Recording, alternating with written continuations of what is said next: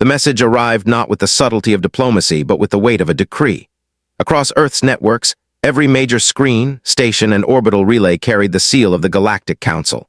For most of humanity, it was the first time seeing the full council gathered. Towering crystalline beings, luminous entities made of plasma, and ancient reptilian elders all sat in a grand chamber carved from an asteroid large enough to host a city. It was meant to inspire awe. For humanity, it carried another feeling entirely: unease. The council's spokesperson, a silver-hued being whose form shimmered with shifting light, spoke in a voice translated instantly into dozens of human languages. "Humanity," the being began, "your growth across the stars has become a matter of grave concern. In 3 centuries, you have expanded further than any emerging species in recorded history. You have defied the natural pace of civilization. For the preservation of balance, the Council demands that Earth cease its expansion and submit its cultural practices for regulation." The words echoed across every continent. Cities paused as people listened. In space stations orbiting Mars, in colonies scattered across the Jovian moons, and in the mining fleets of the asteroid belt, humans stood still, trying to process what they were hearing. Back on Earth, the United Earth Assembly gathered within hours. Leaders from old rival nations now stood shoulder to shoulder, bound by a shared alarm. President Elena Varga, elected head of the assembly, stared at the transmission with cold determination. "They fear us," she said quietly to her council, though the microphones captured every word. "They have seen us rise too quickly, and they believe control will keep us in place. If we accept, we surrender the very spirit that carried us into the stars." Her advisors debated fiercely. Some argued that compliance could prevent disaster. After all, the Galactic Council represented species that had thrived for tens of thousands of years. Their fleets outnumbered humanity's by hundreds to one. Their weapons were beyond what even Earth's most advanced laboratories could create. To resist seemed impossible. But others reminded the assembly of Earth's history. Time and again, humanity had stood against odds that seemed insurmountable. From surviving natural cataclysms to enduring centuries of conflict, they had always emerged, scarred but stronger.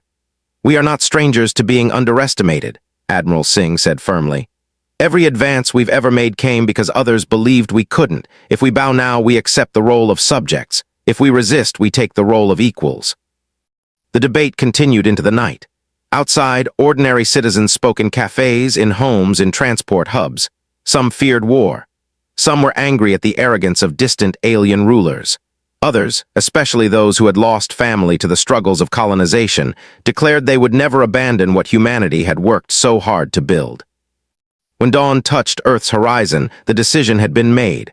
A response was sent back through the Council's relay. Once again, the chamber of alien leaders was displayed on every human screen. President Varga stepped forward to speak on behalf of Earth. "Honored members of the Galactic Council," she began, her voice steady. "We acknowledge your concerns, we understand your traditions and the fear that guides your decree. But humanity cannot and will not comply. Our expansion is not conquest. It is survival. It is exploration. It is the essence of who we are. To halt now would be to deny every sacrifice that brought us this far. We will not submit to regulation. We will not abandon the stars. We will stand as free people, no matter the cost." The chamber of alien leaders reacted with waves of sound, light, and energy, disapproval in a dozen forms. The spokesperson's luminous form flickered brighter, then dimmed, as though restraining anger. "Your defiance has been recorded. The Council will deliberate on consequences." The transmission ended. Silence followed. Across Earth, people exchanged glances heavy with uncertainty, yet beneath the fear a spark had been lit. Humanity had chosen its path, and it was one of defiance. On the edge of the solar system, where listening posts monitored the dark, faint signals already indicated unusual fleet movements. The Council's deliberation was not one of words, but of power, and Earth had just declared it would not bend. The first step toward inevitable conflict had been taken. The answer came sooner than anyone expected. Barely a month had passed since Earth's declaration of independence, when the stars themselves seemed to burn with judgment. The Galactic Council had made its decision, and it would not rely on words to enforce its will. The chosen target was a small but thriving colony on Kepler 92d. Known as Haven's Reach, it was a settlement of nearly 2 billion people. Families had lived there for generations, building cities beneath the planet's protective dome fields, cultivating its fertile valleys, and turning it into a shining example of human perseverance. Haven's Reach was not a military hub, nor a strategic outpost. It was a statement of who humanity was becoming. And that was why the Council chose it. The attack came without warning. Orbital surveillance recorded the arrival of a fleet so vast it blotted out the planet's skies.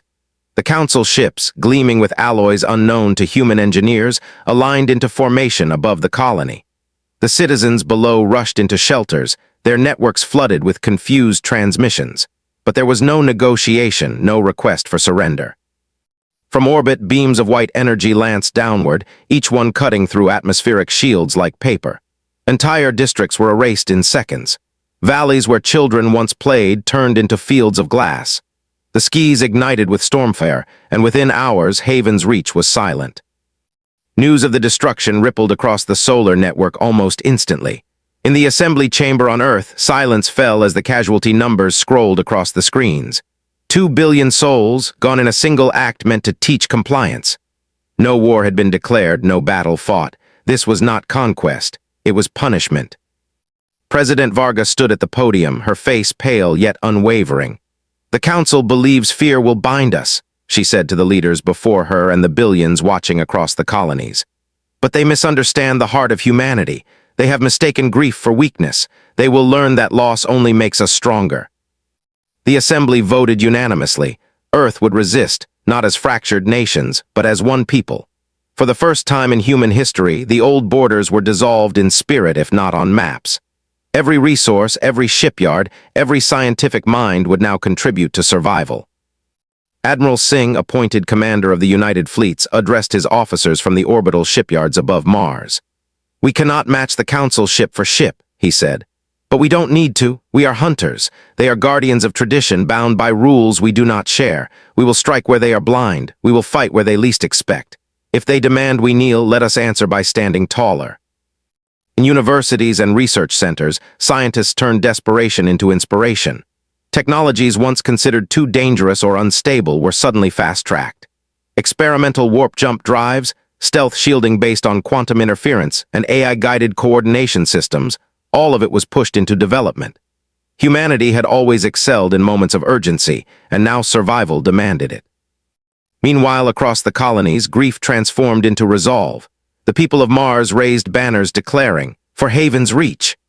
On Europa, miners volunteered to convert their drilling ships into combat vessels. Even on distant outposts at the edge of explored space, transmissions poured in. Engineers, medics, programmers, all offering their skills for what was now being called the Retaliation effort. The Council, watching from afar, believed its message had been delivered. To them, Haven's Reach was proof of their unmatched authority.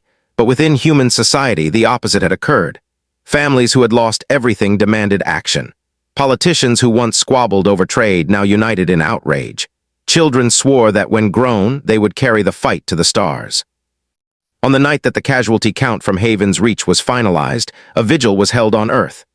Billions gathered in silence, candles and lights glowing in every city. Across the globe, voices rose in unison, not in despair but in promise, never again. From that moment, the Galactic Council's strike ceased to be a warning. It became a spark, and the fire it lit would not be extinguished until the balance of power in the galaxy itself had changed. The shadow of Haven's Reach hung heavy across every human world. Images of the glassed valleys, the ruined cities, and the lifeless domes spread like wildfire across every network. For some, the grief was unbearable. For others, grief turned into something sharper, resolve. If humanity had ever doubted its place in the galaxy, that doubt was gone now. The Galactic Council had measured them by the standards of older civilizations, and in doing so had failed to understand them entirely. On Earth, the newly formed War Council convened inside the orbital command station above the Pacific. Its chamber was a testament to the sudden urgency of the times. Maps of Council fleets projected across the walls, resource flows tracked in real time, and research breakthroughs streamed directly from laboratories. Admiral Singh stood at the head of the table, his voice carrying the calm weight of a commander who knew fear but refused to yield to it. "The Council sees us as children who must be taught limits," he said, his eyes scanning the representatives. But they have forgotten something. Children grow, children learn, and children, when cornered, fight with everything they have. He gestured toward a projection of human colonies scattered across the stars. We cannot win through strength of numbers. They outgun us, they outship us. Their fleets have been refined over millennia, but we are not bound by tradition, by ceremony, or by hesitation. We do not ask, what is allowed? We ask, what is possible? That is our strength. Around the table, leaders nodded. Scientists presented technologies once shelved for ethical debates or safety concerns. Now those debates seemed distant compared to survival. There was Project Phantom, an experimental stealth system using quantum wave interference to mask entire ships from detection. There was the Titan Array, a weapon that bent gravitational fields to destabilize enemy engines. And most radical of all, a new form of AI command. Systems designed not to replace human decision-making, but to enhance it, predicting council maneuvers in real time. Dr. Amina Khatri, one of the lead researchers, leaned forward. The council has grown complacent in their superiority. They follow predictable doctrines. They use overwhelming force because they believe it cannot be answered. But we can answer it, with speed, with creativity, and with unpredictability. That is what they cannot calculate. Beyond the command station, preparations stretched across the solar system. Shipyards that once built freighters now assembled warships at breakneck pace. Civilian engineers volunteered in droves, transforming orbital habitats into mobile defense platforms. Mining fleets in the asteroid belt retrofitted their craft with rail cannons and armor plating. Even the smallest outposts contributed, sending rare metals, fuel, or train crews. Humanity had never acted as a single machine before, but now necessity forged unity. Still, not everyone was convinced. Some voices in the assembly questioned whether defiance was worth extinction. They destroyed Haven's reach in hours, one representative argued during a session. What chance do we have against fleets that could wipe out 10 more worlds in a single day? President Varga answered firmly, her voice broadcast across every human channel. We do not fight because victory is certain. We fight because survival demands it. If we surrender, then Haven's reach was only the beginning. If we resist, we declare to the galaxy that humanity is not prey. We are a people who choose freedom, no matter the odds. Her words became a rallying cry. Posters, banners, and transmissions echoed the phrase, not prey, never again. Children painted it on their walls, pilots etched it into their hulls, soldiers whispered it before training drills. Meanwhile, in the council's chambers, alien delegates debated their next move. Some scoffed at humanity's defiance, dismissing them as reckless primitives destined to collapse under pressure. Others, however, began to express unease. Reports trickled in of human scouts striking small patrols and vanishing without trace. Rumors spread that humanity was experimenting with technologies considered too unstable by council standards. What the council saw as recklessness, humans saw as innovation. By the end of the third month after Haven's reach, the War Council had its first prototype fleet assembled. It was not the largest, it was not the most advanced, but it carried something alien admirals could not replicate, humanity's willingness to risk everything. As the fleet prepared for its first mission, Admiral Singh addressed his officers. His words were brief, but they carried the weight of centuries of human struggle. History has always underestimated us, he said. Now the galaxy does the same. Let us show them the measure of humanity. Let us remind them that survival is our greatest invention. The officers saluted, and one by one, the ships of the fleet lit their engines, breaking free of Earth's orbit. Their destination, the first strike against the Council's vast empire. Humanity was no longer waiting to be measured. It was time to weigh the galaxy itself. The Galactic Council's chamber was a cathedral of power carved into an asteroid the size of a continent, suspended at the heart of neutral space. Here, the representatives of dozens of ancient civilizations gathered beneath vaulted crystal arches, their forms radiating light, shadow, and strange harmonics. For millennia, this place had been where disputes were settled, where the balance of the galaxy was preserved. But now, with the specter of humanity defying their decree, the chamber felt less like a sanctuary and more like a battlefield. High Chancellor Valen of the Alithians, his translucent wings casting shimmering light across the chamber, raised his voice. The humans must be eradicated before their defiance spreads. They are too young to wield such power responsibly. If one colony could grow so rapidly, imagine what they will achieve in another century. Their nature is to expand without end. A chorus of approval rippled through several factions, yet others shifted uneasily. Councillor Dorvek of the Garlac Alliance, a hulking reptilian figure whose species had once faced extinction before joining the council, slammed his tail against the marble-like floor. "You speak of extermination as if it is simple," he growled. "But have you not studied them? They do not fight as we do. They do not fear sacrifice. To strike at them is to invite retaliation unlike any we have seen." His words were met with scoffs. One elder of the crystalline Triver collective pulsed with disdain. "Retaliation? They are primitives who stitched their ships together from scrap. Their weapons are crude. They are incapable of challenging fleets refined over thousands of years." But dissent was growing. Reports had begun to arrive, small council patrols destroyed under mysterious circumstances, communication outposts sabotaged, convoys vanishing without explanation. No one could prove humanity's involvement, but suspicion hung thick in the chamber. The debate grew heated. Some factions demanded immediate annihilation. Others urged caution, arguing that overreaction would make martyrs of humans and inspire other young species to question the Council's authority. And through it all, humanity remained silent, watching from the shadows as its enemies argued among themselves. Back on Earth, the newly united War Council of Humanity was preparing to exploit this very division.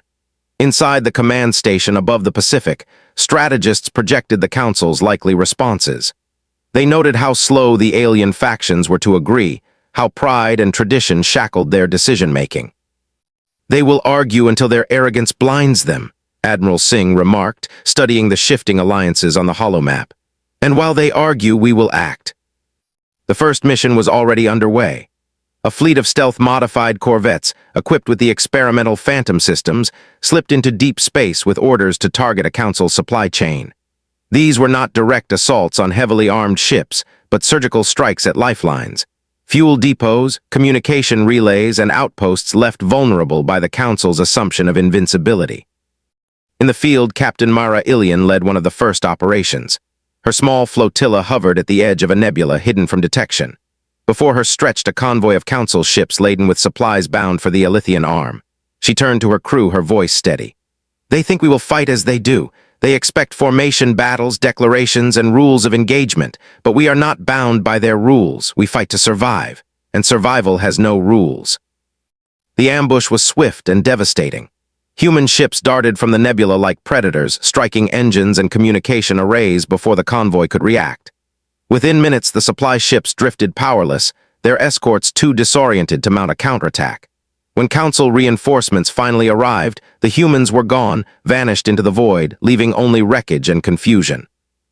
Back in the Council chambers, outrage erupted as news of the losses arrived. The Triver Collective demanded escalation. The Alithians called for a cleansing war. But the Garlac Alliance and several others now urged caution more strongly, pointing to the convoy disaster as proof that humanity was not to be underestimated. The chamber, once unified in its authority, fractured into factions bickering over strategy. And while they bickered, Earth grew stronger. Every successful strike boosted morale. Every whispered rumor of human cunning spread fear through alien fleets. Soldiers who once believed they faced little more than stubborn primitives now spoke in hushed tones of invisible ships, unpredictable tactics, and enemies who seemed to strike from nowhere. Admiral Singh watched the reports with measured satisfaction. "They call us reckless," he told President Varga during a private briefing. "But it is not recklessness, it is adaptability. We fight the war they cannot imagine, and that will be their downfall." For the first time in its long history, the Galactic Council faced an enemy it could not predict, and within its mighty chamber, cracks began to spread. Humanity had not just survived its first blows, it had turned them into opportunities. And in the silence between Council arguments, the future of the galaxy shifted ever so slightly toward Earth. The quiet hum of engines filled the command deck of the Resolute, humanity's first fully integrated warship built for one purpose: retaliation. Unlike the Council's grand and ornate vessels, the Resolute was utilitarian, every line and panel a testament to efficiency. It wasn't beautiful, but it was dangerous, because it was designed not by centuries of tradition, but by urgency, imagination, and necessity. Admiral Singh stood before the central display, studying the map of their chosen battlefield. The Council's fleets were vast, but like any empire, they depended on supply and communication. "We cannot challenge their armadas head-on," Singh reminded his officers. "But we can cut their tendons. Let us see how well they walk when their lifelines are severed." The target was a starbase orbiting Vera 9, a strategic hub where multiple Council trade routes converged. It was not heavily armed. Its defenses had long been considered unnecessary. Who would dare strike at the heart of Council territory? Humanity would. The operation began with silence. Phantom-cloaked corvettes slipped into the system, scattering sensor interference across the starbase's perimeter. While Council operators scratched their heads at flickering data, the main fleet arrived, 6 destroyers, 2 cruisers, and the Resolute at the helm. Captain Mara Ilian, fresh from her convoy ambush, commanded the vanguard.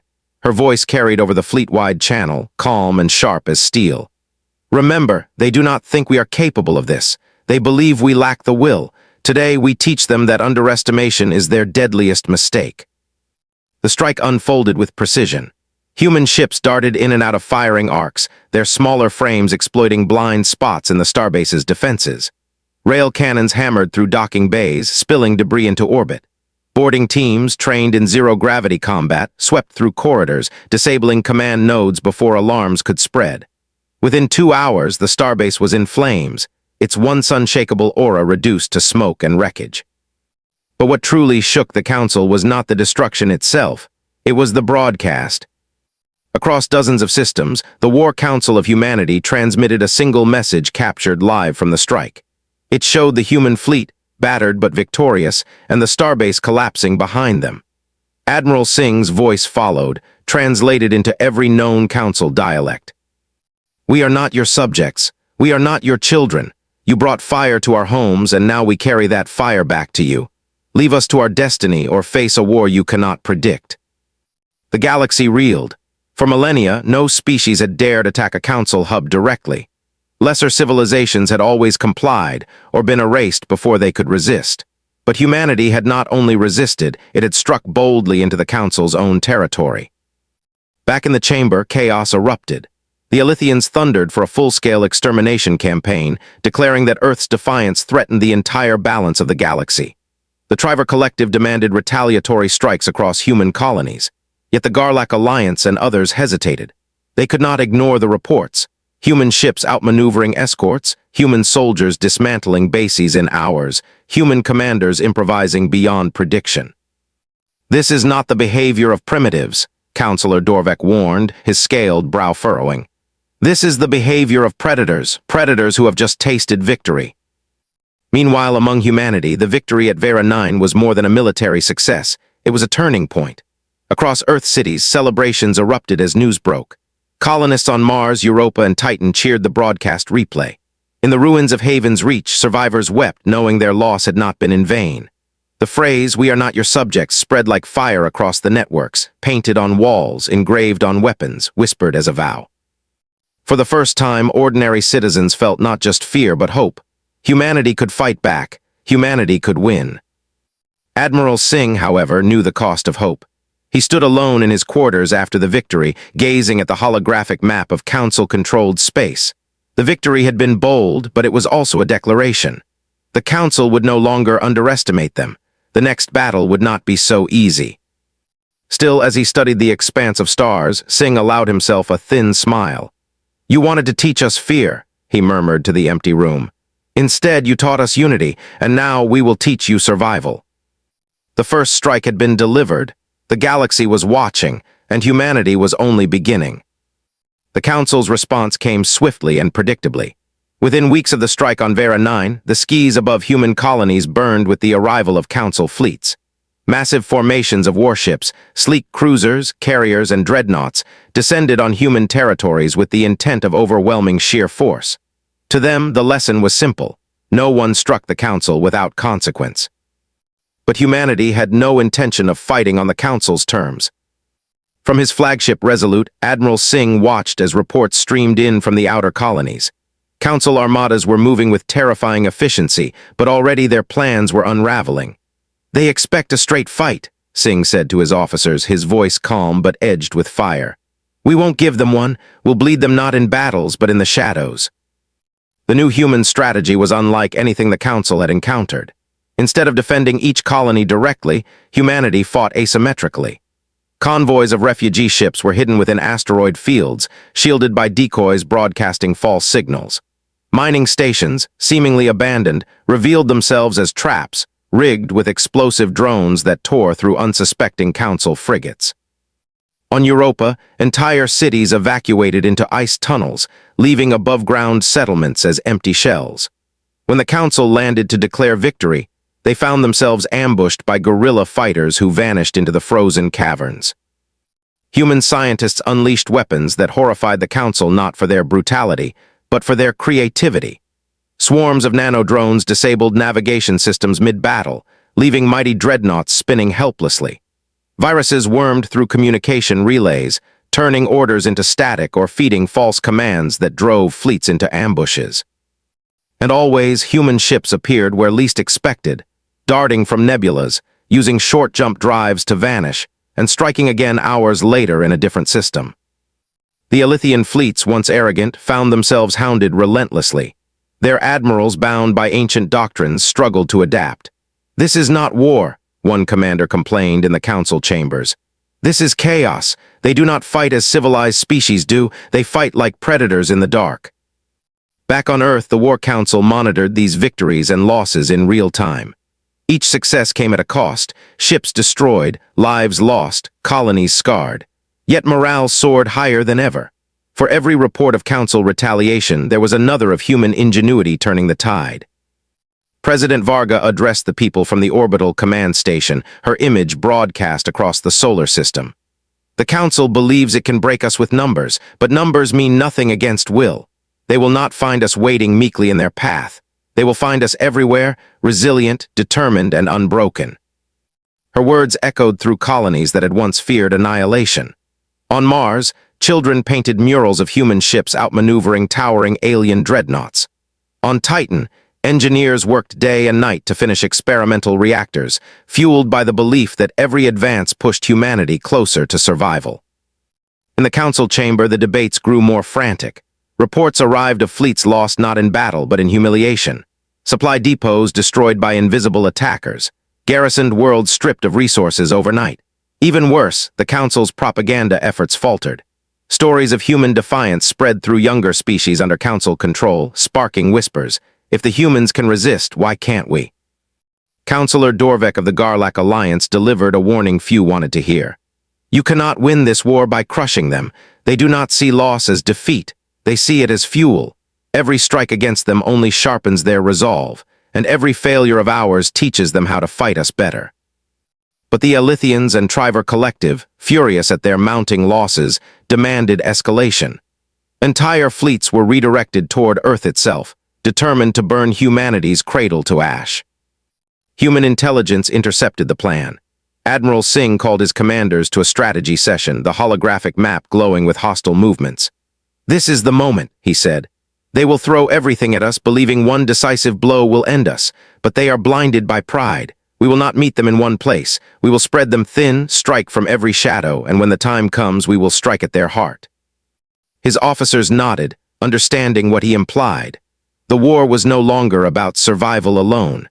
Humanity was preparing for something greater, a retaliation that would ensure no council would ever threaten them again. As the fleets mobilized, as scientists pushed technology past limits, and as colonies braced for the storm, one truth became clear across every human world. The Council had awakened not a child species, but a relentless force. Humanity would not only endure. Humanity would teach the galaxy what it meant to fight for existence. The tide was turning, and for the first time, whispers spread not just among humans, but among alien soldiers as well. Perhaps the Council had made a mistake. The galaxy held its breath. For months, the Council had thrown its armadas against humanity, and for months those fleets returned battered, confused, or never at all. What had begun as an effort to discipline a reckless young race had turned into a war of attrition the Council could neither predict nor control. And in the silence between battles, humanity prepared its boldest move yet. In the hidden shipyards of the asteroid belt, deep beneath layers of rock and ice, Earth's greatest gamble was taking shape. Massive carriers armed with experimental weapons, planet-cracking warheads forged from collapsing matter, were being fitted onto humanity's first retaliation fleet. The project was code-named Hammerfall, and its purpose was not defense. It was judgment. Admiral Singh stood before the fleet as it prepared to launch. His voice, calm but fierce, carried across the comms to every ship and every soldier. "We did not choose this war. It was brought to us with fire and arrogance. They thought we would kneel, but we have risen instead. Today we strike not at their fleets, not at their colonies, but at the very heart of their power. Today we silence the Council." The fleet moved out under phantom cloaks, a spear aimed directly at the Galactic Council's assembly station. The station was more than a headquarters. It was a symbol. For thousands of years, every species had respected its authority. Its crystal spires and towering halls represented order in the galaxy. Destroying it would mean more than a military victory. It would shatter the very foundation of the Council's rule. As the human fleet approached, Council intelligence finally detected the anomaly. Panic rippled through the chamber as alarms blared across the station. "The humans are coming here," one Elythian counselor gasped. "They wouldn't dare." But humanity dared. The first strike came with a ripple of light as stealth ships decloaked, firing rail cannons into the station's defense grid. Explosions tore through the outer turrets, sending fragments spinning into space. The Council scrambled to assemble a defense fleet, but their forces were scattered across the galaxy chasing phantom human strikes. Only a fraction of their might was present, and it was not enough. Captain Mara Ilian, leading the vanguard, pushed her corvette straight through the station's outer shield. Her ships weaved between defense drones, delivering precise shots at power conduits. "Aim for the arteries," she commanded. "Make them bleed from within." Inside the station, chaos reigned. Delegates who had once spoken in tones of authority now shouted in fear as the very walls shook. Some demanded immediate surrender talks.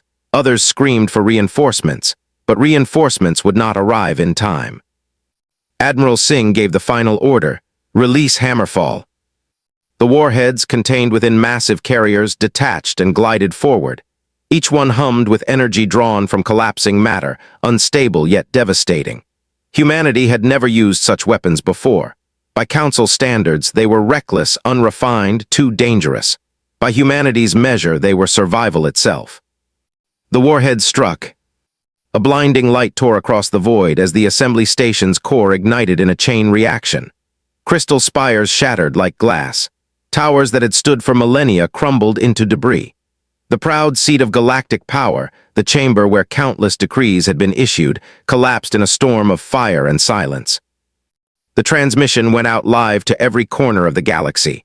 Billions watched as the Council's authority dissolved in a single moment of defiance.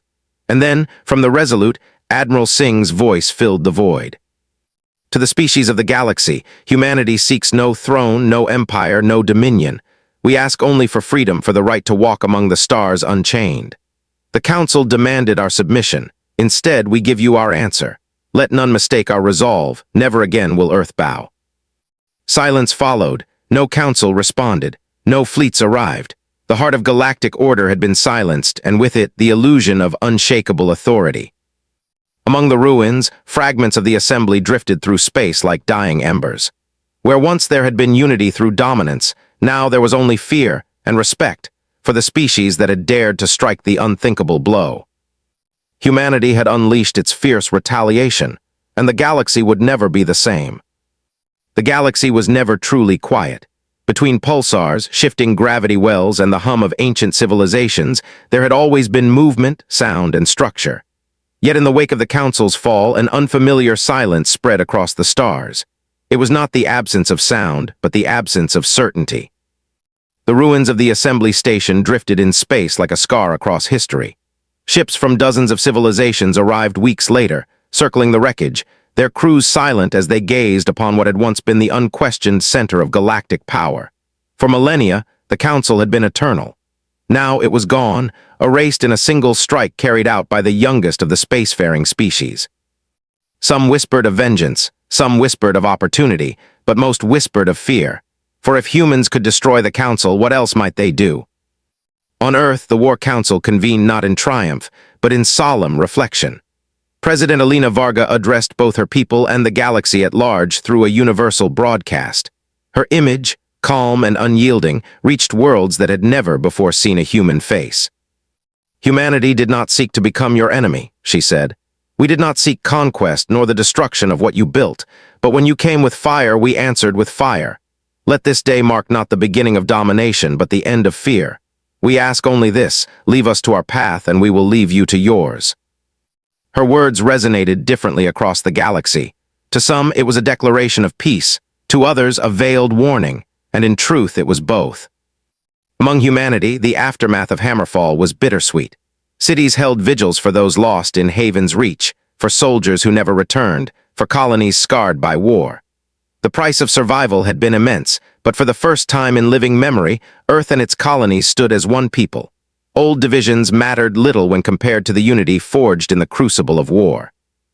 Admiral Singh visited the orbital shipyards above Mars, where the Resolute now rested for repairs. Engineers hailed him as the architect of victory, but Singh deflected their praise. "Victory is not mine," he said. "It belongs to every soul who stood against the impossible. Humanity has always survived by standing together, and that is what carried us through." In the Council's absence, a vacuum of power stretched across the galaxy. Factions once bound by fear of authority now questioned their future. Some worlds, long subjugated, quietly celebrated. The fall of the Council became a spark for whispers of independence. If humanity could defy the greatest power in the stars, why not others? But humanity, unlike empires of the past, did not claim the empty throne. No ambassadors arrived to demand tribute. No fleets occupied alien capitals. Instead, Earth sent out a single message repeated across all known channels: never again. The meaning was clear. Never again would humanity accept submission. Never again would they bow before foreign decrees. And never again would they allow a tragedy like Haven's Reach to pass unanswered. Across alien fleets, commanders now trained their soldiers with humanity in mind. Tactics once considered dishonorable were studied as survival necessities. The unpredictable style of human warfare became a subject of both fear and fascination. Stories spread like myths, of small ships vanishing into nebulas, of soldiers fighting through impossible odds, of a species that turned grief into fire. On distant worlds, younger civilizations debated what humanity's rise meant. Some saw them as liberators who had broken the Council's oppressive weight. Others saw them as a new danger, unpredictable and unstoppable. Yet even among the wary, respect had taken root. For the first time in galactic history, the most feared species was also the newest. In quiet moments, President Varga looked out across Earth from her orbital chamber. The blue planet spun below, fragile yet unyielding. She whispered to herself, "We silenced them not with arrogance but with necessity. Let us never forget why." Admiral Singh, in his final address before retiring, spoke to cadets of the new Interstellar Defense Academy. His words carried the weight of survival carved into history. "The galaxy will remember us for what we did," he said. "But we must remember ourselves for why we did it. We fought because we were given no choice. We endured because we had to, and we prevailed because humanity does not surrender. Let the stars remember this truth: we are here to stay." And so the galaxy adjusted to its new silence. Where once the Council's voice dictated order, now only the memory of its fall remained. A silence heavy with lessons. A silence that spoke of defiance. A silence born from one fierce retaliation. And from that silence, the legend of humanity spread forever.